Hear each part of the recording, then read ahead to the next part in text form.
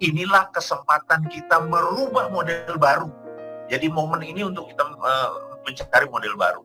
Terus bisnis secondary juga akan berkurang karena itu bisnis yang jalan saat ini hanya bisnis primary. Kesempatannya adalah ubah. Nah, bisnis apa ke depan? Saya sangat menyarankan malah sangat kembali ke digital gitu ya.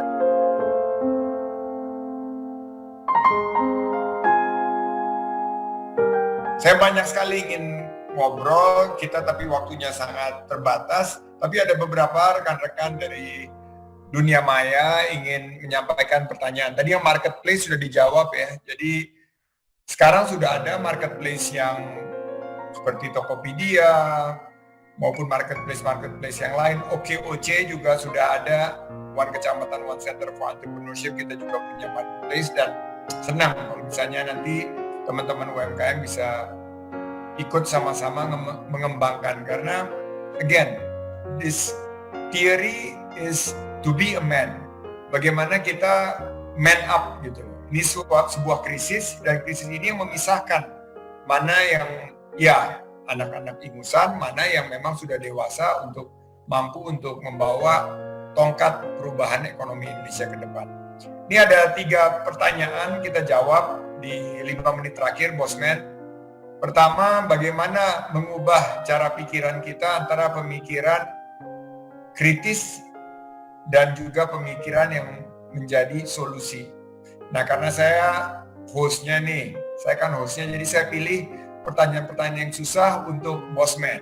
Karena Bosman kan jauh lebih pengalaman, udah pernah Blanglang Buana dan Santara nih udah cukup eksis. Jadi pertanyaan-pertanyaan yang susah saya atribusikan ke Bosman. Pertanyaan kedua, bagaimana bisnis model yang berbasis souvenir kerajinan tangan yang diekspor ke Amerika dan Eropa mengalami penurunan drastis? Gimana cara terbaik menghadapinya, seperti apa? Ini pertanyaan buat Bosman. Tolong catat tuh. Ini bisnisnya adalah souvenir kerajinan tangan yang diekspor ke Amerika dan Eropa. Bagaimana strategi, cara terbaik menghadapi COVID-19 ini? Terus pertanyaan terakhir, Bosman, gimana kalau kita belajar trading nih? Jadi ini ada 3 pertanyaan. Yang trading saya yang jawab, pemikiran kritis dan solusi saya yang jawab, tapi untuk bisnis model berbasis souvenir kerajinan tangan, monggo. Waktunya untuk ngapunten Mas Bosman. Ngapunten, silakan. Jadi jangan lama-lama. Jadi gini, bisnis souvenir adalah bisnis emotional buying. Jadi beli karena emosi gitu ya. Jadi bukan bisnis yang karena kita mau membeli. Jadi sekali lagi emotional buying. Jadi bisnis souvenir selalu harus berada di tempat yang menimbulkan memorable tadi. Jadi misalnya di Borobudur, di candi, di sebuah tempat yang romantik dan lain sebagainya. Jadi bisnis pernik mungkin ya, atau gadget mungkin yang bisa diekspor. Tapi kalau bisnis souvenir adalah bisnis emosi, ini harus dipisahkan nih. Kalau tadi bisnisnya adalah decoration, barang kecil-kecil gitu, itu beda dengan bisnis souvenir. Sekali lagi saya mau pisahkan supaya kita mengerti apa itu bisnis souvenir atau itu bisnis barang oleh-oleh yang untuk dikirim tadi, barang kecil pernik tadi. Nah, kalau barang pernik ke Amerika saat ini karena kebutuhan tertier, ingat ya, kita harus bisnis itu harus tahu bahwa ada kebutuhan primer, kebutuhan second, dan tertier. Souvenir itu kebutuhan ketiga, gitu. Jadi mohon maaf, di kondisi sekarang manusia akan menghilangkan kebutuhan ketiga. Jadi teman-teman kita misalnya Mas Irwan Musri yang jam dan lain sebagainya, dia langsung nol karena nggak ada orang beli jam, nggak ada orang beli barang-barang mewah. Luxury item untuk di masa seperti ini akan break sebentar. Inilah kesempatan kita merubah model baru. Jadi momen ini untuk kita mencari model baru. Terus bisnis secondary juga akan berkurang karena itu bisnis yang jalan saat ini hanya bisnis primary. Jadi saya pikir dengan amat sangat saya harus jujur, souvenir doesn't work untuk 6 bulan ke depan. Kesempatannya adalah ubah. Nah, bisnis apa ke depan? saya sangat menyarankan malah sangat kembali ke digital gitu ya. Jadi e-sport, gaming, itu akan menjadi bisnis yang tren. Jadi bayangin dari souvenir ke ini menjadi gaming gitu ya. Saya agak lompat sebenarnya. Sebenarnya saya cuma mau bilang, pindahkan itu ke digital. Selesai, sesederhana itu. Tapi saya pikir ini akan waktunya menyita cukup panjang. Ada 2 pertanyaan yang menarik tadi tentang trading, buy low, sell high, terus timing adalah segalanya. Kemudian yang terakhir tentang mindset, how to change your mindset gitu ya. Monggo. Jadi untuk trading, saya yakin di saat-saat seperti sekarang ini kita harus meningkatkan pengetahuan kita terhadap trading. Karena usaha yang besar, negara-negara yang punya kemampuan untuk survive, mengandalkan kepada tentunya trading. Bisnis terbesar dunia sekarang itu adalah trading, yaitu Amazon.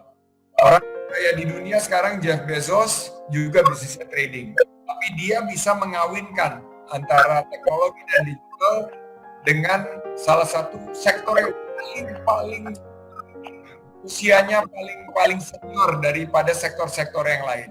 Sebelum ada sektor-sektor lain, bisnis trading itu yang membawa Marco Polo, membawa bagaimana pelaut-pelaut di zaman ya sebelum kita masuk ke masa modern ini memulai usahanya. Jadi trading kalau berkaitan dengan buy low, sell high, trading di marketplace maupun trading di financial instrument, trading dilakukan juga di sektor pasar modal, pasar keuangan, ini saat yang baik. Dan terakhir, mengubah cara pikir kita. Ini menarik nih. Saya kemarin ini dapat masukan ada seorang tokoh politik yang bertanya kepada seorang tokoh politik yang lain tentang pandangan di saat COVID-19, di saat ekonomi. Ini ada 2 black swan loh, Bosman. Selain COVID-19, diem-diem nih ada kok 1 black swan yang lain yang kita nggak terlalu ngikutin, yaitu oil war antara Saudi dan Rusia. Akibatnya perang supply, harga minyak jatuh mendekati $20. Saya memulai usaha waktu harga minyak hanya $10. Saya melihat bahwa ini adalah fenomena yang juga sangat serius. Nah, karena ada 2 black swan, ada kejadian ekonomi, tentunya ini adalah kejadian yang luar biasa, butuh satu solusi yang luar biasa. Nah, seorang politisi ini nanya, Sandi ini posisinya di mana sih? Dia ini pendukung pemerintah, kan partainya pendukung pemerintah, atau dia ini bagian daripada oposisi? Nah, cara berpikir seperti ini yang menurut saya membawa kita semakin jauh dari cita-cita kita ingin menjadi negara yang maju, adil, dan makmur sejahtera. Karena jika kita memberikan kritik, itu bukan berarti kita oposisi. Justru kita cinta terhadap bangsa kita. Jika kita memberikan solusi, itu bukan berarti kita mau sok pinter, tapi kita ingin memperkaya diskursus. Jadi pandangan-pandangan kita sekarang, saya ingin ingatkan kita semua, kalau Bosman ngomong memberikan satu solusi, satu kritikan, itu adalah bagian dia mencintai negaranya. Dan saya sangat hargai itu. Dan kita harusnya memperkaya diskursus ini. Jangan setiap kali berbeda pendapat, dia di oposisi, kalau yang setuju pemerintah, dibagi-bagi gitu, black and white. Nggak ada, kita berbangsa bernegara, syukuri. Perbedaan pendapat itu adalah justru karunia buat kita negara. Kuncinya adalah kita menerima itu berhusnuzon. Kita memiliki satu prasangka baik. Karena kalau kita berbeda pendapat, belum tentu kita saling hate each other. Belum tentu kita saling membenci. Justru kita cinta. Karena kita cinta, kita ingin mengingatkan. Nah, ini adalah pemikiran antara kritis dan solusi. Kuncinya menurut saya, semua harus memiliki satu pandangan yang konstruktif. Karena merah putih sudah menjadi ada di dada kita semua, justru COVID-19 ini mendorong kita untuk bersatu padu. 1 jam sudah bersama Mardigu dan saya, Bosman. Saya ucapkan terima kasih kepada netizen yang bergabung pada sore hari ini di hari Minggu.